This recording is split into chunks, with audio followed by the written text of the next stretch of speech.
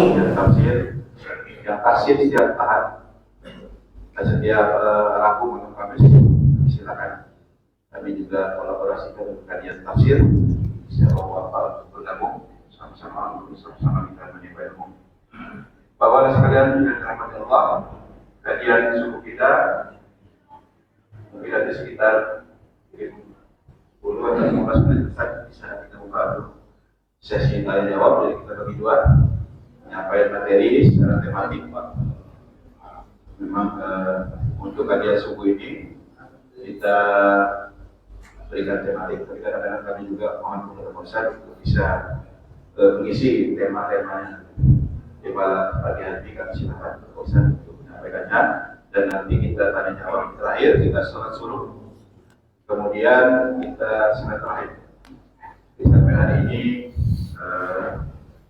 kita baru bisa melaksanakan kajian subuh ini setiap Ahad pertama setiap awal bulan Masehi. Saya rasa itu kepada Pak Ustaz Hasan Basri, silakan.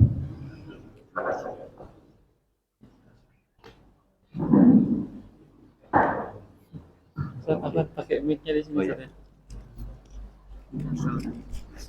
Ya, kita sudah punya Al-Muhajirin Channel ya. Kita silakan tonton juga di YouTube kita. Silakan kalau mau. Banyak.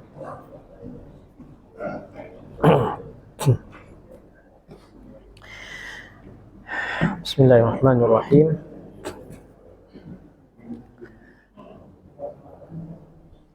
Assalamualaikum warahmatullahi wabarakatuh. Alhamdulillahirabbil alamin. Alhamdulillahilladzi ja'ala al-Qur'ana al-'azima rabi'a qulubina wa dhahaba humumina wa ahzanina. Asyhadu an la ilaha illallah wahdahu la syarika lah wa asyhadu anna Muhammadan 'abduhu wa rasuluhu la nabiyya ba'dah. Allahumma salli wa sallim wa barik ala sayyidil mursalin wa ala alihi wa sahbihi ajma'in. Allahumma inna nas'aluka ilman nafi'a wa rizqan thayyiban wa 'amalan mutaqabbala. Rabbi shrah li sadri wa yassir li amri wahlul 'uqdatam min lisani yafqahu qawli. Bapak Ibu jamaah salat subuh yang dimuliakan Allah, jamaah salat Masjid Al-Muhajirin yang dimuliakan Allah. Alhamdulillah, bersyukur kita kepada Allah atas berbagai macam nikmat yang Allah anugerahkan kepada kita, yang tidak sebanding dengan apa yang kita peruntukkan untuk Allah Subhanahu wa taala. Setiap detik, setiap menit Allah, setiap waktu Allah anugerahkan berbagai macam kenikmatan kepada kita. Namun terkadang lebih banyak urusan dunia yang kita lakukan berbanding dengan urusan akhirat kita. Terkadang urusan akhirat kita hanya sisa-sisa waktu yang kita peruntukkan dari urusan dunia yang kita lakukan. Tapi apapun yang kita lakukan, Bapak Ibu yang dimuliakan Allah, mudah-mudahan menjadi nilai ibadah, amal ibadah yang dicatat oleh Allah Subhanahu wa taala sebagai kebaikan yang menjadi pemberat timbangan kita nanti di yaumil mahsyar. Amin ya rabbal alamin. Salawat dan salam sama-sama kita haturkan kepada junjungan kita Nabi besar Muhammad sallallahu alaihi wasallam yang merupakan contoh terbaik yang Allah berikan kepada kita. Contoh baik itu urusan dunia, terlebih adalah urusan akhirat. Nabi Muhammad bukan hanya sebagai seorang nabi, bukan hanya sebagai seorang rasul, tapi juga sebagai seorang kepala keluarga. Contoh yang Allah berikan kepada kita sebagai kepala keluarga. Contoh yang Allah berikan kepada kita sebagai pemimpin sebuah negara. Contoh yang Allah berikan kepada kita, bagaimana seyogyanya kita berusaha, bagaimana seyogyanya kita berjuang di dunia ini untuk menggapai apa yang diinginkan oleh Allah Subhanahu wa taala, untuk mencapai ridho Allah Subhanahu wa taala. Contoh bagi kita bagaimana kita bermuamalah, bersaudagar, berdagang. Jadi kita bersyukur Allah utus Rasul kepada kita untuk menjelaskan kepada kita maksud Allah Subhanahu wa taala di dalam Al-Qur'an, sehingga pedoman yang Allah turunkan kepada kita untuk dijadikan panduan dalam hidup kita bisa kita pahami dengan baik sesuai dengan apa yang diinginkan oleh Allah Subhanahu wa taala. Bapak Ibu yang dimuliakan Allah, alhamdulillah kita Masjid Al-Muhajirin ya, memulai kajian subuh ini di bulan Muharram, yang sebagian orang atau sebagian masyarakat kita menganggap bahwa bulan Muharram atau bulan Syuro ya, bulan Syuro itu sebagai bulan sial, sehingga ada sebagian masyarakat kita yang tidak beraktivitas atau tidak memulai aktivitasnya di bulan Syuro, karena tadi dianggap bulan sial, bulan yang tidak baik. Ada sebagian masyarakat kita yang tidak mau mengadakan misalnya resepsi pernikahan atau lain sebagainya itu di bulan Syuro. Nah, kalau pada masa jahiliyah dulu, orang-orang Arab masa jahiliyah menganggap bahwa bulan sial itu bukan bulan Muharram, tapi bulan Safar. Nah, bulan Safar, ya, itu bulan di mana Rasulullah Shallallahu Alaihi Wasallam berhijrah, melakukan hijrah ke Madinah. Ini anggapan orang jahiliyah yang menganggap bulan Safar bulan sial, tapi Rasul memulai hijrah di bulan Safar, bukan bulan Muharram. Ya. Rasul berangkat dari Makkah, keluar dari rumah itu menuju rumah Abu Bakar, kemudian keluar dari Makkah itu pada tanggal 8 Safar. Sampai ke Madinah itu pada 12 Rabiul Awal. 3 hari sebelum 12 Rabiul Awal itu Rasul singgah di Kuba. Senin, Selasa, Rabu. Senin, Selasa, Rabu. Kamis Rasulullah berangkat ke Madinah. Rasul melakukan Safar itu, hijrah dari Makkah ke Madinah di bulan Safar.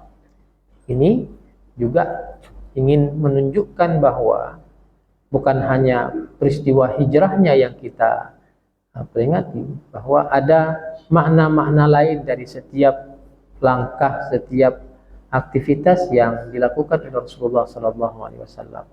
Jadi bulan Safar yang dianggap oleh orang jahiliyah itu sebagai bulan sial, sehingga sebagian besar masyarakat jahiliyah itu, masyarakat Arab sebelum Islam, mereka tidak beraktivitas di bulan Safar dan tidak juga memulai aktivitas di bulan Safar. Bahkan ada yang lebih ekstrim lagi, mereka menganggap bahwa waktu asar, ba'da asar itu adalah waktu-waktu sial, sehingga mereka tidak beraktivitas di waktu asar itu. Nah, makanya Buya Hamka ketika menafsirkan surah Wal Asri, beliau menganggap menafsirkan makna Wal Asri itu bukan hanya demi masa, tapi demi waktu asar. Nah, yang menunjukkan bahwa tidak ada waktu-waktu yang sial bagi manusia. Semua waktu itu adalah baik. Detik, menit, jam, ya, minggu, hari, minggu, bulan, tahun, itu semua waktu yang baik yang Allah berikan kepada kita. Tidak ada yang sial, ya, tidak ada yang tidak baik. Makanya Rasulullah Shallallahu Alaihi Wasallam mengoreksi kesalahan cara berpikir masyarakat Arab ketika itu, ya, yang menganggap ada waktu-waktu tertentu yang sial. Bahkan mungkin ada juga di masyarakat, tengah masyarakat kita yang menganggap angka-angka tertentu itu angka sial, ya. Nah, itu. Makanya Rasulullah mengatakan, la adwa wala tirata wala hammata. Nah, tidak ada penyakit yang menular, kata Rasul. Tidak ada khayal-khayalan, kalau-kalau dalam Islam, ya. Tidak ada, bahkan Rasul mengatakan wala safar.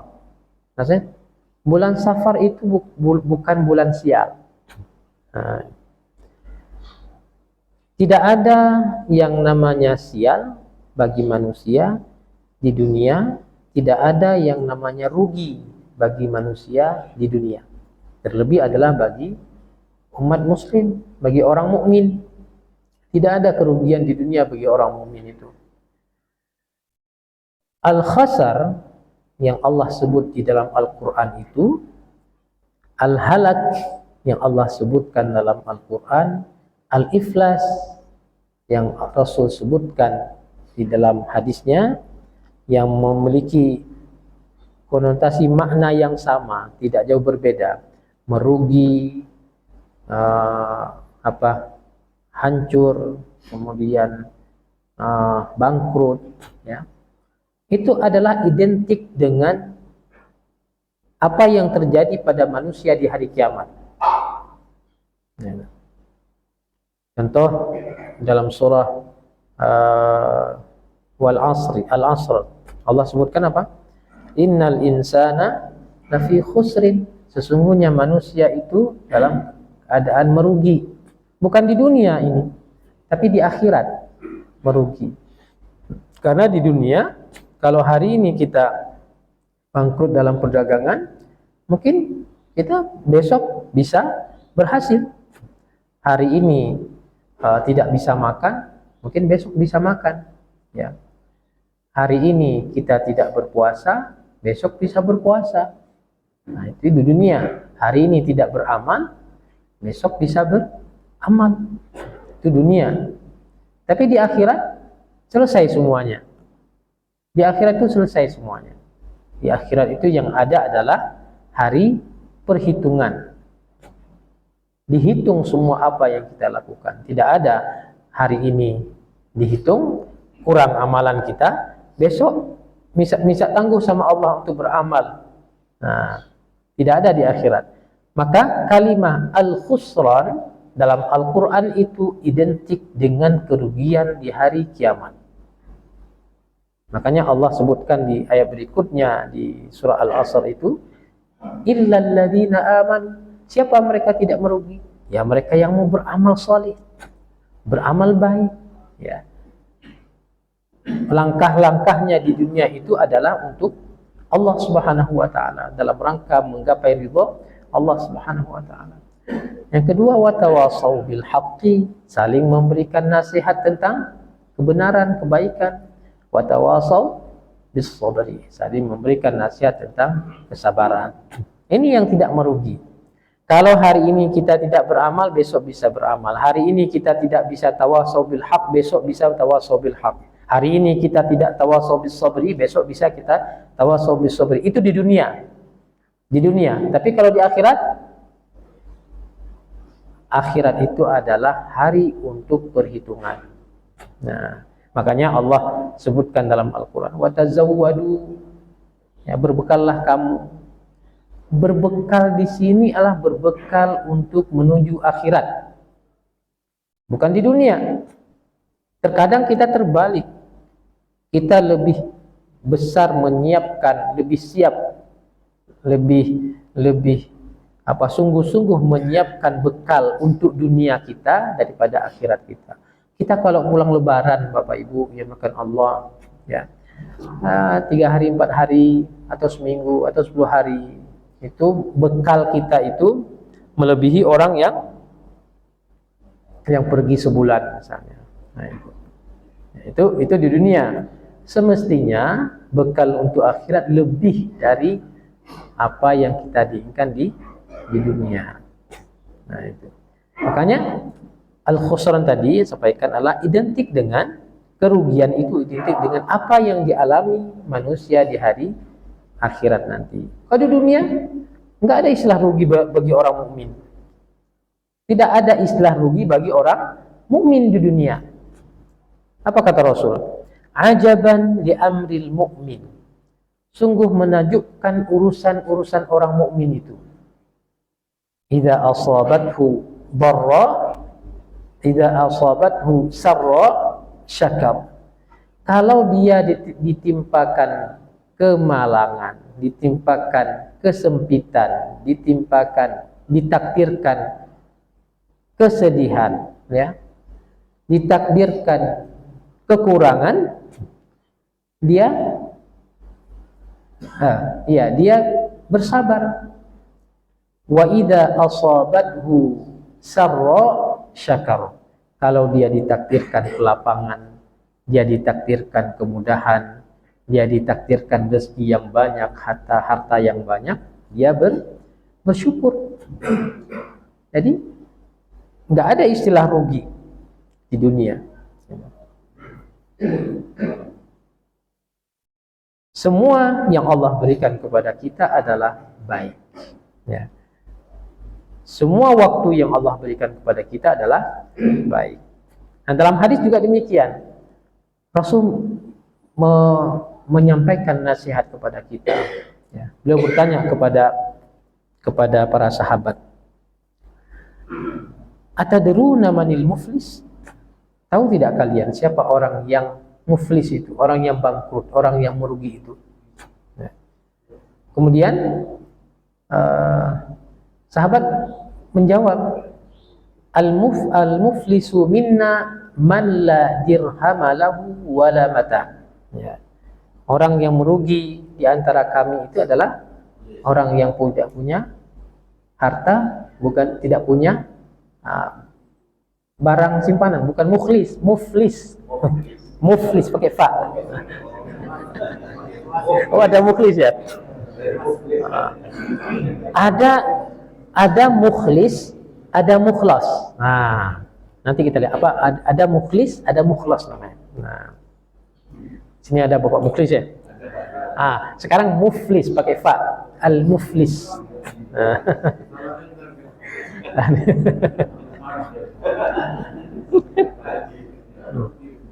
Kalau mukhlis itu orang yang melakukan amalan, ya, sesuai dengan apa yang diperintahkan Allah dan diharapkan ridho Allah. Nah itu. Tapi masih mungkin dia melenceng, itu orang mukhlis. Nah, tapi kalau mukhlas, jangan dirubah nama Pak nanti, ya. Kalau mukhlas, orang yang beramal, dia hanya mengharapkan satu, yaitu ridho Allah, dan tidak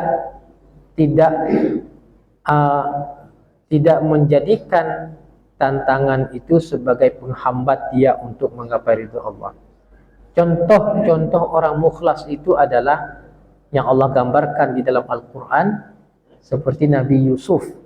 Allah sebutkan apa? Innahu min ibadinal mukhlasin. Bukan mukhlisin, mukhlasin.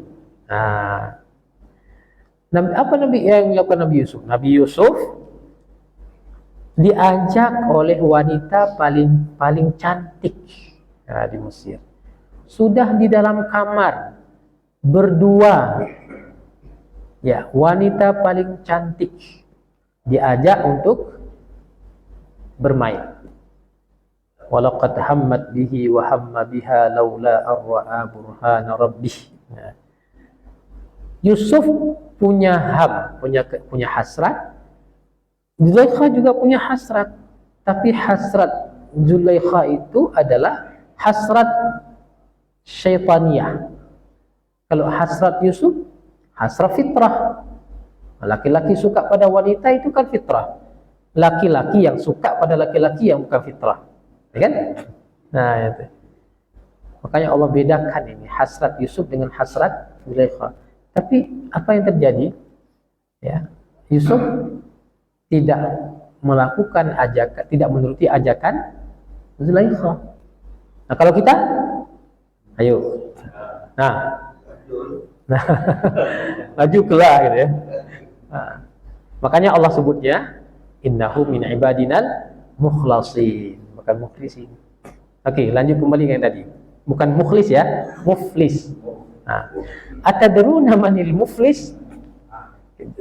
Sahabat menjawab, al-muflisu minna man la dirhamalahu wa la mata'.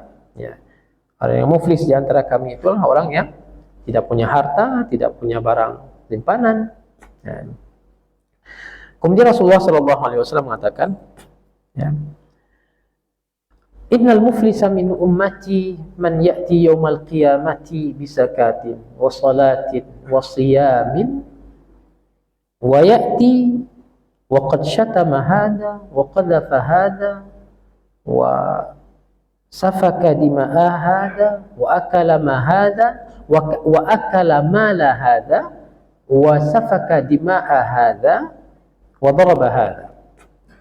Orang yang muflis, yang merugi, yang bangkrut dari umatku itu adalah, kata Rasulullah, orang yang datang pada hari kiamat nanti dengan amalan salatnya yang banyak, dengan amalan zakatnya yang banyak, dengan amalan puasanya yang banyak, tapi dia di dunia syatamahada, mencela, mengumpat orang lain, wa qadhafa hada, menuduh orang lain berzina, selingkuh. Nah, ini banyak sekarang sosial media ini, mengumpat, ya, mencela.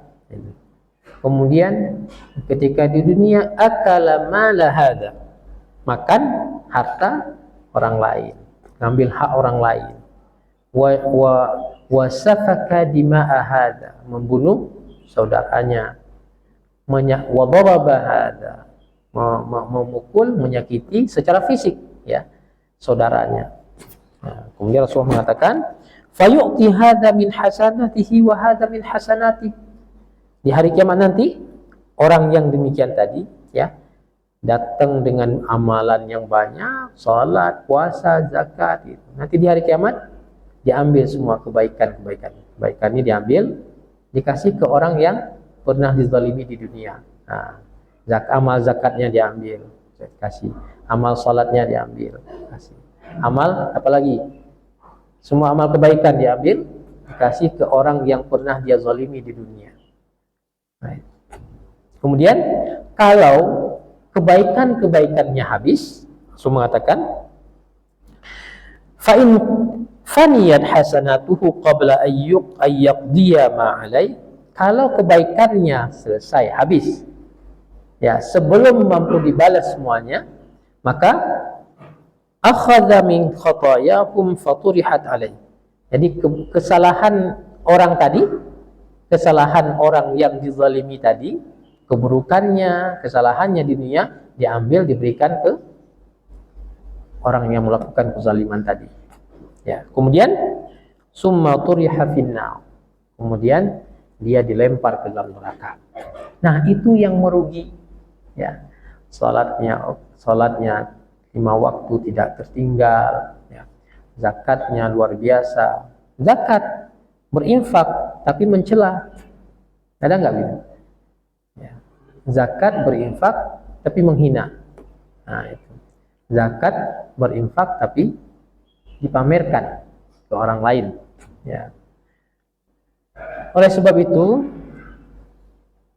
kata merugi tadi identik dengan apa yang terjadi, apa yang dialami oleh manusia di akhirat, bukan di dunia. Jadi waktu, masa yang Allah berikan kepada kita bukanlah, tidak ada yang tidak baik, semuanya baik. Kembali bagaimana kita mengelola waktu yang Allah berikan kepada kita untuk mempersiapkan amal kebaikan di akhirat nanti. Bapak Ibu yang dimuliakan Allah, berapa lama sih kita hidup di dunia ini? Berapa lama? Di sini mungkin ada yang sudah 70, ya, ada yang 80 mungkin, ya maksimal 80 tahun lah. Berapa lama kita beramal? Katakanlah ya, kalau tobatnya umur 25 tahun, ya sisanya, nah, begitu kan? Tapi waktu yang singkat itu harus kita persiapkan untuk menuju waktu yang begitu panjang. Ada orang yang sudah meninggal, ya, itu sudah 10 tahun yang lalu, sudah 100 tahun yang lalu. Ada orang sudah meninggal sudah 14 abad yang lalu. Ada orang sudah meninggal itu sudah 5.000 tahun sebelum Masehi. Sudah dibangkitkan? Belum kan? Belum dibangkitkan. Sudah berapa lama mereka berada di alam kubur menanti dibangkitkan oleh Allah? Nanti dibangkitkan belum selesai. Itu sudah ribuan tahun. Dibangkitkan oleh Allah di alam kubur belum selesai. Selesainya kapan? Masih panjang ceritanya. Yaumul Ba'as. Kemudian Yaumul Ba'as, kemudian Yaumul Hasyar. Kita dikumpulkan oleh Allah di mahsyar yang begitu luas. Kemudian Yaumul Mizan, satu persatu nih disidang oleh Allah. Hari ini ada 30 orang saja yang korupsi, itu berbulan-bulan tuh sidangnya. 30 orang yang korupsi, berbulan-bulan sidangnya. Kadang sampai setahun sidangnya. Ini Allah sidang jutaan miliaran manusia, satu persatu Allah hisab. Berapa lama kita antri?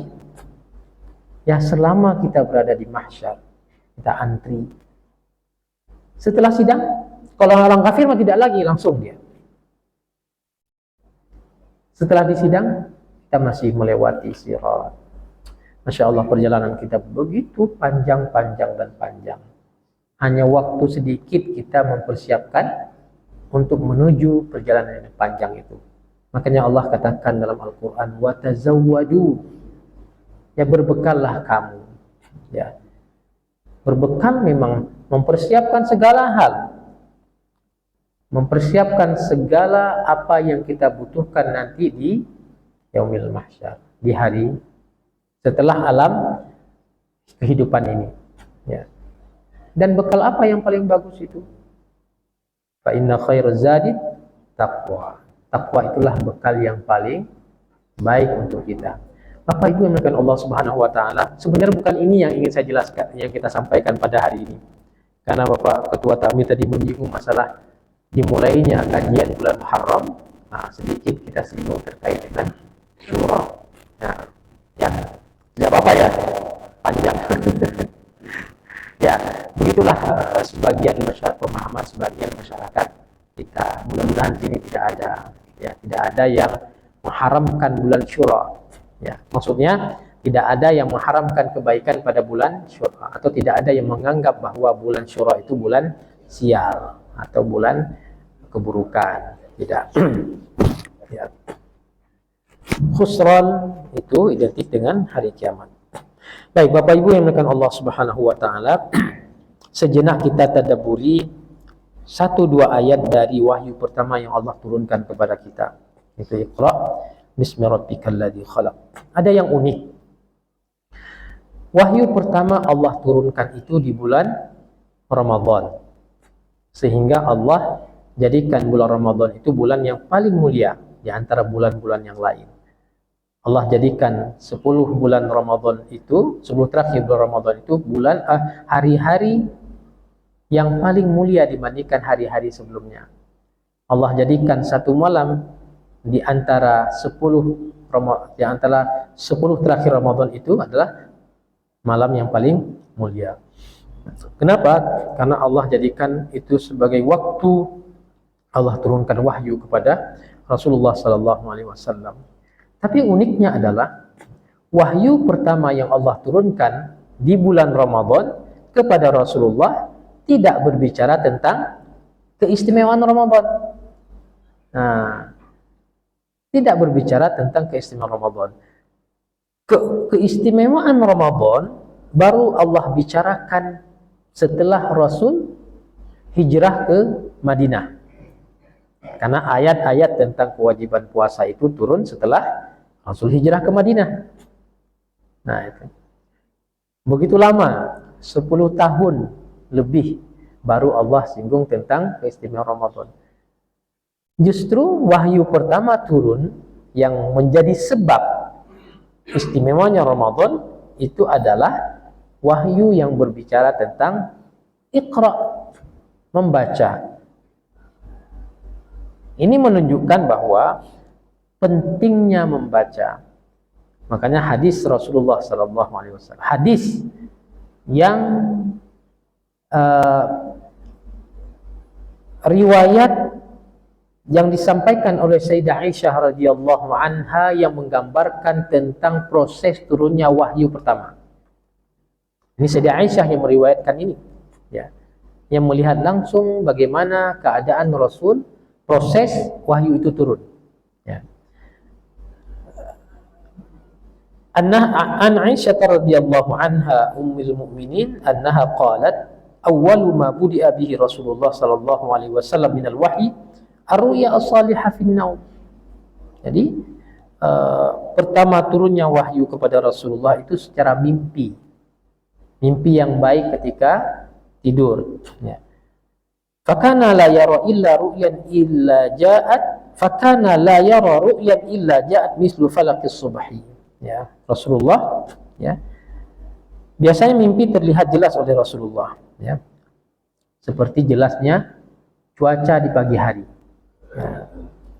Summa hubbiba ilaihi al-khala. Hingga setelah mimpi ini Rasulullah selalu berkeinginan untuk menyendiri, tahannus, ya.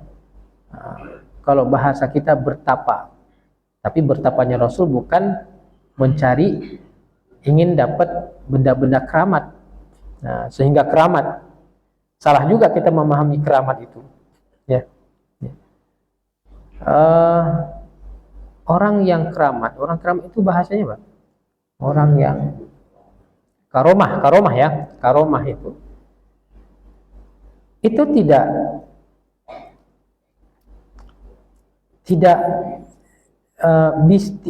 dia tidak bisa diproses oleh manusia dengan cara-cara yang salah. Itu. Kemuliaan itu hanya Allah yang berikan. Itu kebal, bertapa supaya kebal, kan? Itu. Bertapa supaya bisa dapat harta yang banyak, kan? Bertapa supaya bisa dapat istri yang banyak, itu Pak ya? Enggak ada ya? Itu cara-cara yang salah. Tahannusnya Rasul, bertapanya Rasulullah beribadah kepada Allah Subhanahu wa taala. Ta'abbud layali disebut, beribadah di malam hari, menyendiri Rasulullah sallallahu alaihi wasallam. Nah, sampai akhirnya ini hadis yang panjang sekali, ya. Sampai akhirnya datang Jibril alaihissalam, ya, menyampaikan wahyu kepada Rasulullah sallallahu alaihi wasallam dengan Iqra. Ya, Iqra bismi rabbikal ladzi khalaq, khalaqal insana min 'alaq, Iqra wa rabbukal akram. Nah, Bapak Ibu yang dimuliakan Allah Subhanahu wa taala, jadi hadis ini dua poin penting dalam hadis ini, hadis yang panjang. Yang pertama adalah bahwa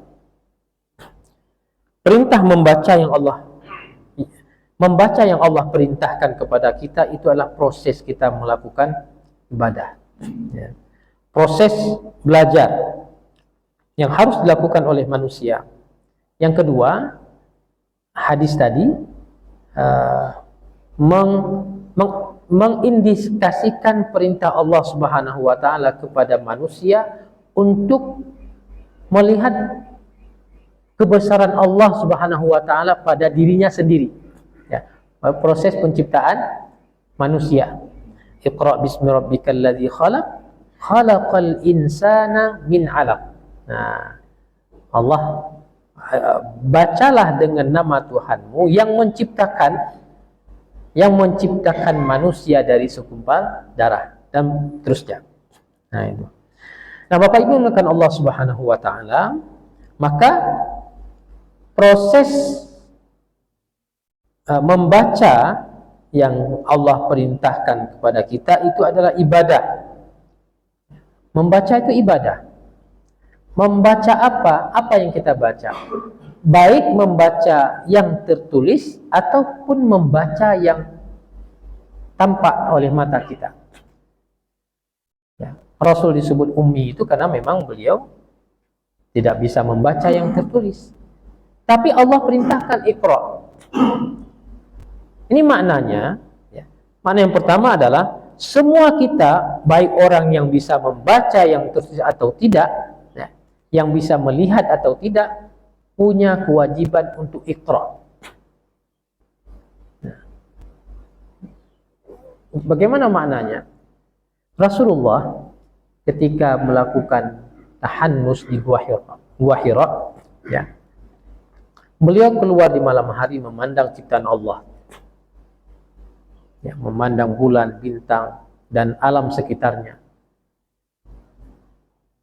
Adanya pandangan ciptaan seperti ini pasti ada penciptanya, ya.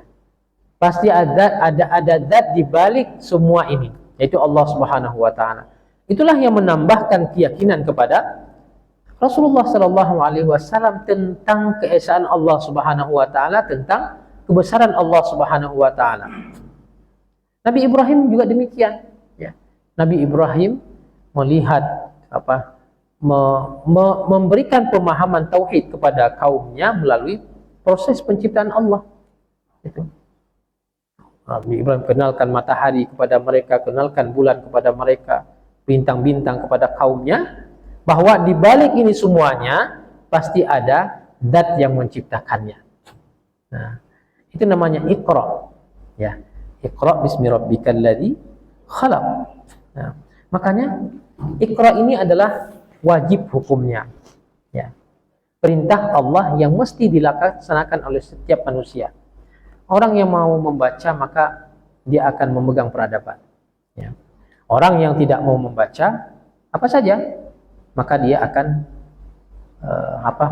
masuk dalam jurang kebodohan.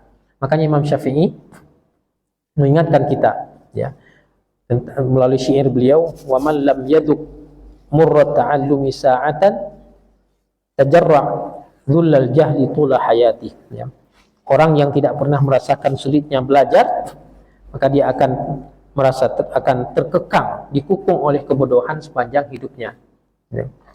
Wa man fatahu ta'limu waqta syababi, orang yang kehilangan waktu, terlewatkan waktu untuk belajar pada masa mudanya, ya, fakabbir alaihi arba'an liwafatih, ya. Fakabbir alaihi arba'an liwafatih, maka bertakbirlah 4 kali.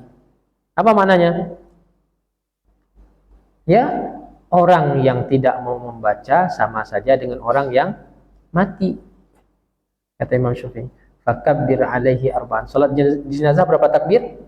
4 takbir. Itu maksudnya, ya, tanda bahwa dia mati.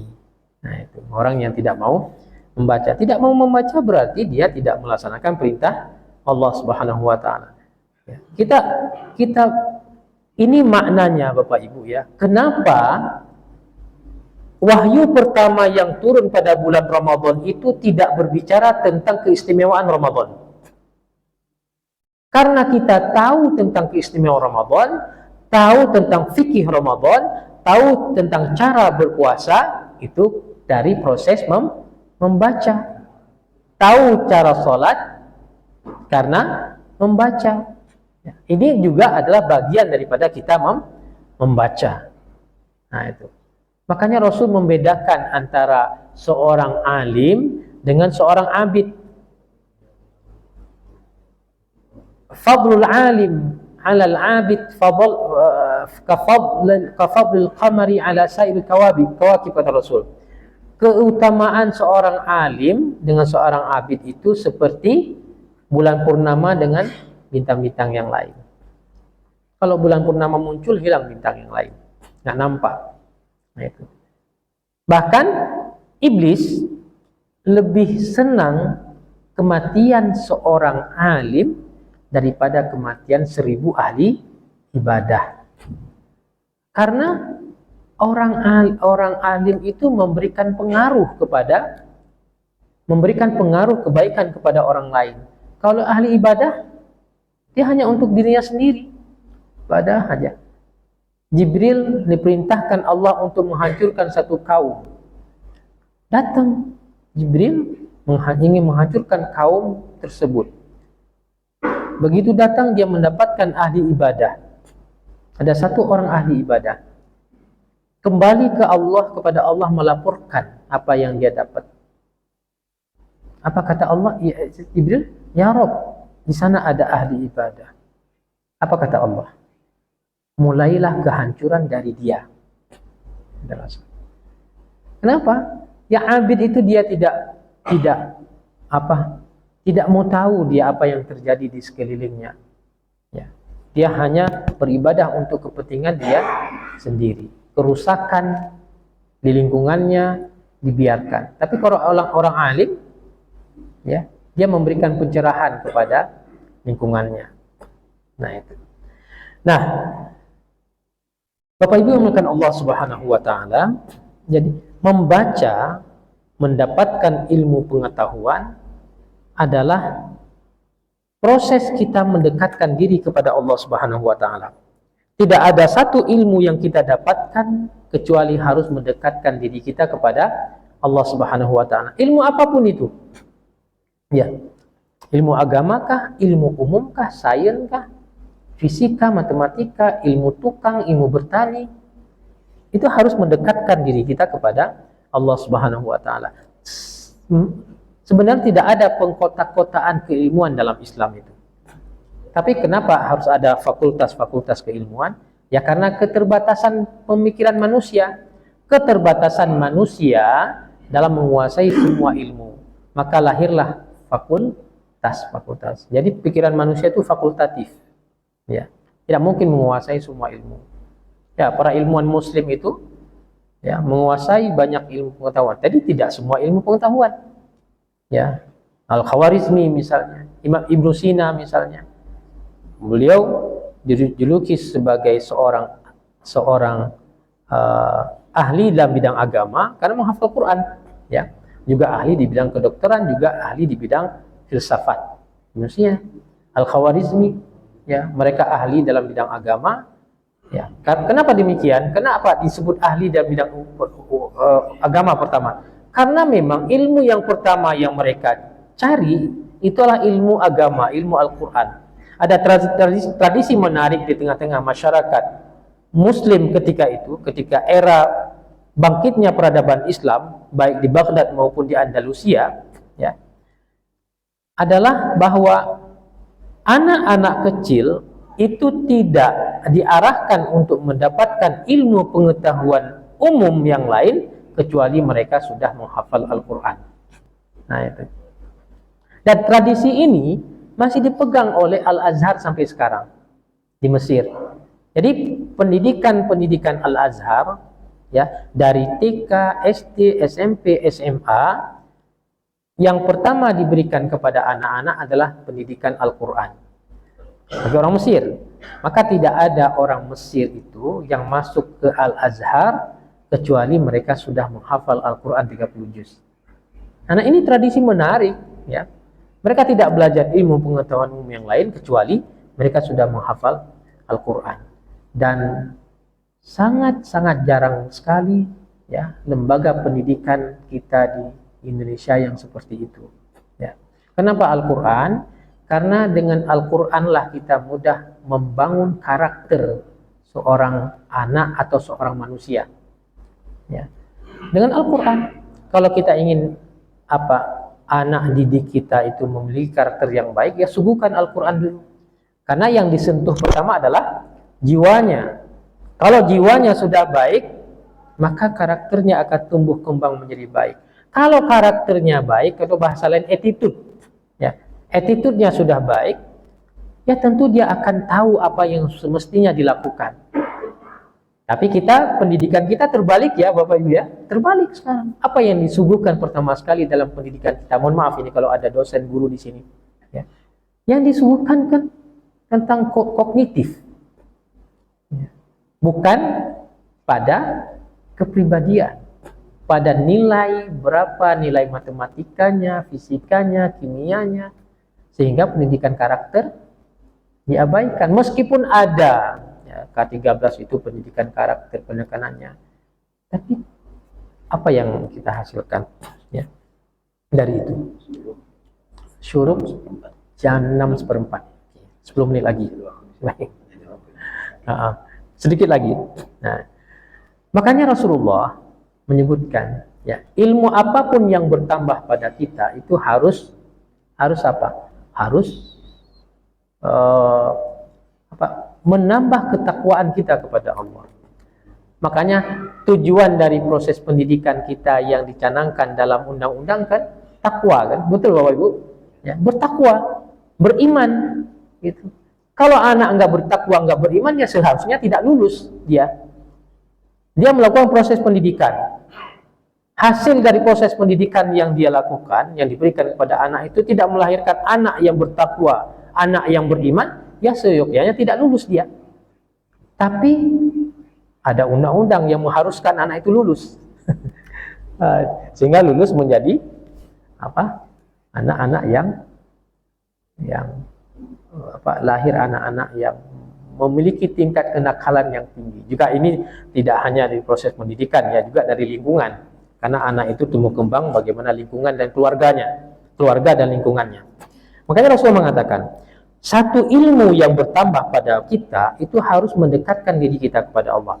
Man izdada ilman walam yazdad huda lam yazdad illa bu'dan anillah.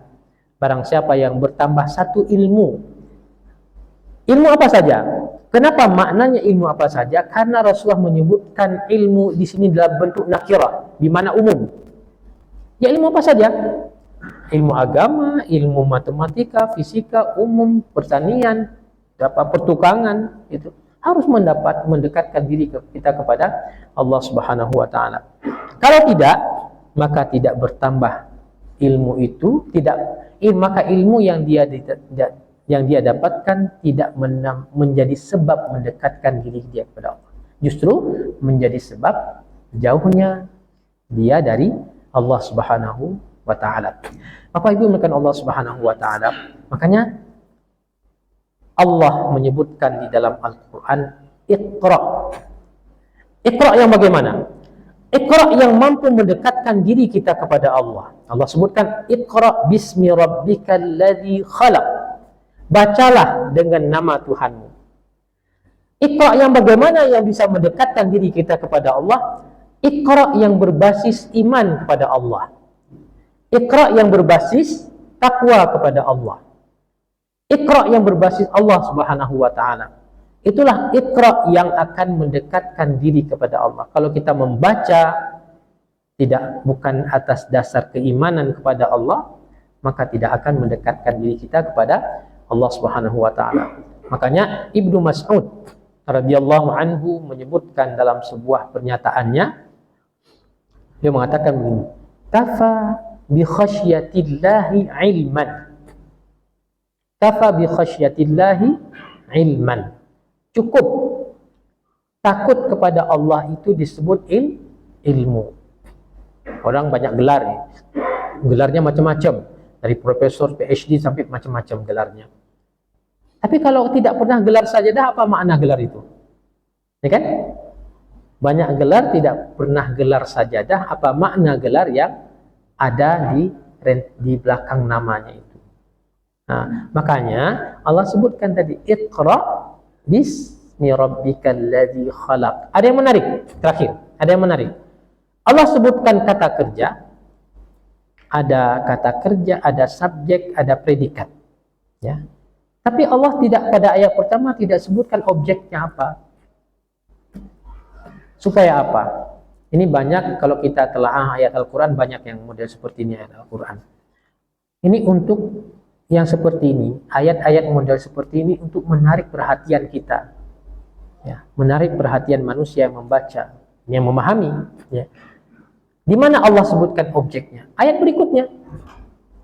Coba maknanya. Bacalah dengan nama Tuhanmu yang menciptakan. Menciptakan apa? Tidak ada kan? Ayat pertama tidak ada.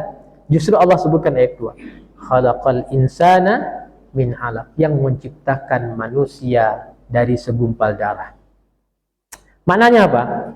Maknanya adalah hal yang paling pertama yang harus kita baca untuk membuktikan kebesaran Allah Subhanahu wa taala bukan dari yang jauh, tapi yang ada pada diri kita. Bapak Ibu, coba perhatikan bagaimana manusia, proses penciptaan manusia dan kita sendiri. Bagaimana Allah dengan paripurna menciptakan manusia ini. Ya. Dan satu saraf yang terputus tidak sempurna disambung oleh manusia. Itu kebesaran Allah. Ya. Tidak ada anak keluar dari rahim ibunya, lahir dari rahim ibunya, tidak ada satupun manusia yang mampu mengembalikan lagi ke rahim ibunya. Makanya Allah sebutkan dalam surah Ad-Dariyat, wa fi anfusikum afala tubsirun. Pada diri kamu itu ada tanda-tanda kebesaran Allah Subhanahu wa taala.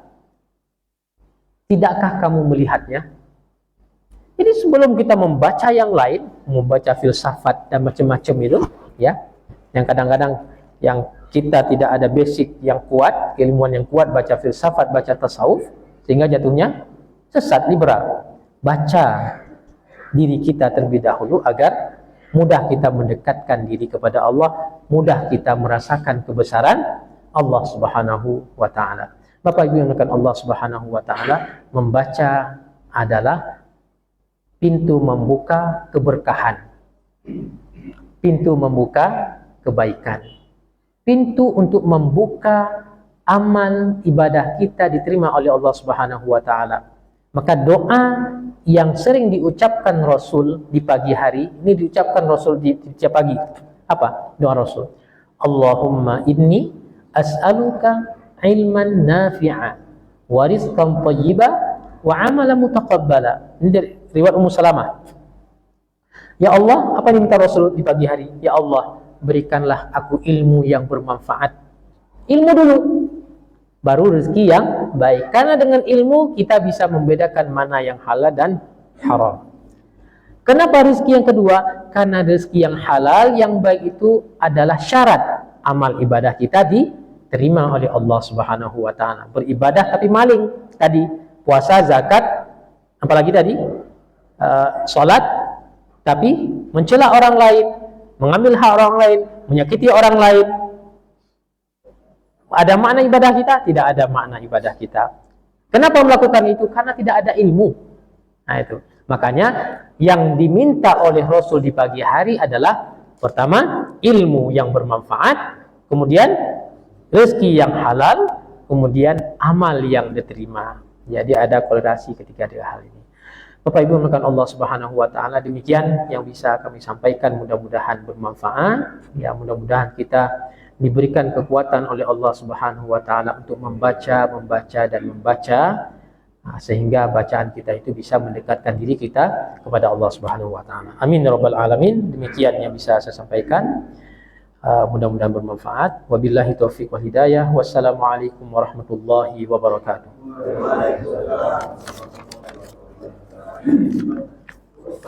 Syuruk ya. Ya. Oh ya, silahkan. Silakan, Pak.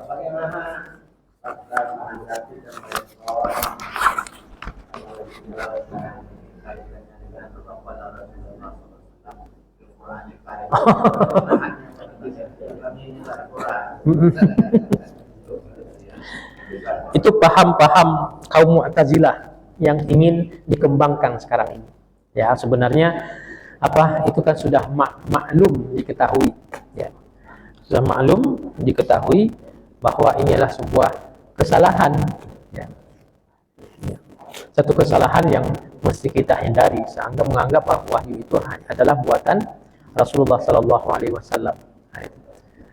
Hanya hadis kursi yang bisa kita katakan qala Rasul Sallallahu Alaihi Wasallam. Tapi itu pun dimulai dari qala Allah Taala wa qala Nabi Sallallahu Alaihi Wasallam. Kalau Al-Quran memang wahyu dari Allah Subhanahu Wa Taala. Ya.